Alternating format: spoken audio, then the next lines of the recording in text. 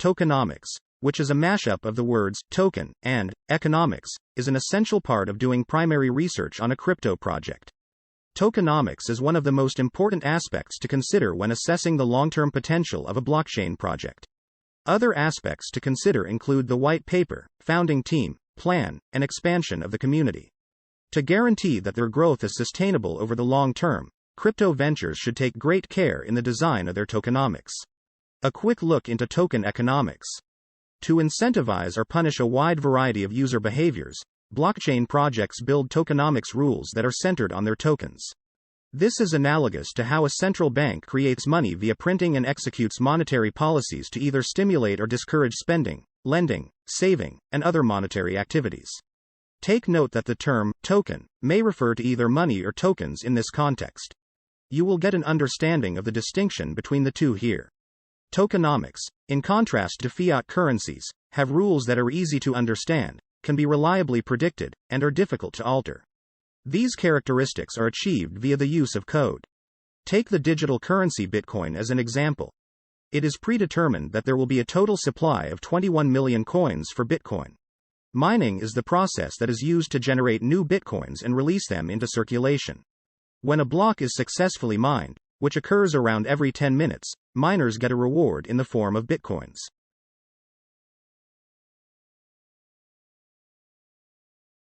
The reward, which is sometimes referred to as the block subsidy, is halved by 1/2 every 210,000 blocks. According to this plan, every 4 years there will be a reduction by 1/2. Since the creation of the first block, also known as the Genesis block, on the Bitcoin network on January 3, 2009, the block subsidy has been halved by 50% 3 times, first to 25 Bitcoins, then to 12.5 Bitcoins, and is now 6.25 Bitcoins. According to these guidelines, it is simple to calculate that about 328,500 Bitcoins will be mined in 2022. This can be done by dividing the total number of minutes in a year by 10, since a block is mined every 10 minutes, and then multiplying this result by 6.25.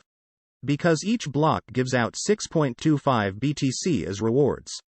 As a result, it is possible to forecast the total amount of Bitcoins that will be mined in a given year, and the last Bitcoin is anticipated to be mined sometime around the year 2140. Tokenomics in Bitcoin also includes the formulation of transaction fees, which miners are entitled to collect whenever a new block is successfully verified. The magnitude of each transaction as well as the level of congestion on the network will cause this cost to escalate. It helps prevent spam transactions and provides miners with an incentive to continue verifying transactions, even though block subsidies are decreasing with time. To summarize, the tokenomics behind Bitcoin are both straightforward and well conceived.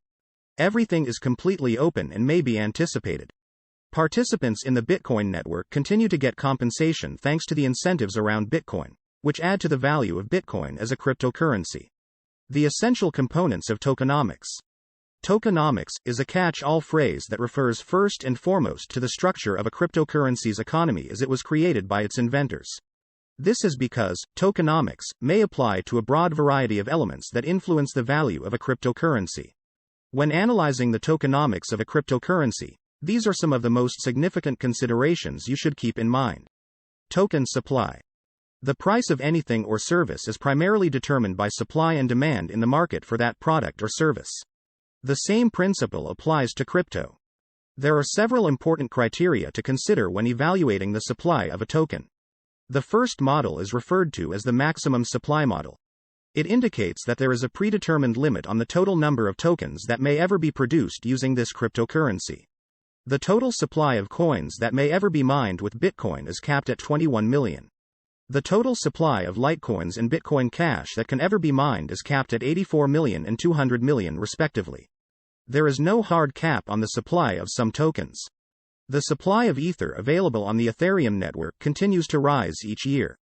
There is no upper limit on the supply of stablecoins like USDT, USD Coin, USDC, and Binance USD, BUSD, since these coins are created in accordance with the reserves that back the currencies. In principle, there is no upper limit to their potential expansion. Dogecoin and Polkadot are two further cryptocurrencies that do not have a supply limit. The second aspect is known as the circulating supply, and it describes the total circulation of tokens that are now being used. Tokens can be locked away in a variety of methods, including being minted and burnt. The price of the token is impacted as a direct result of this as well. By examining the token supply, one may get a fair idea of the total number of tokens that will eventually be in circulation. Thank you for watching and don't forget to watch part 2.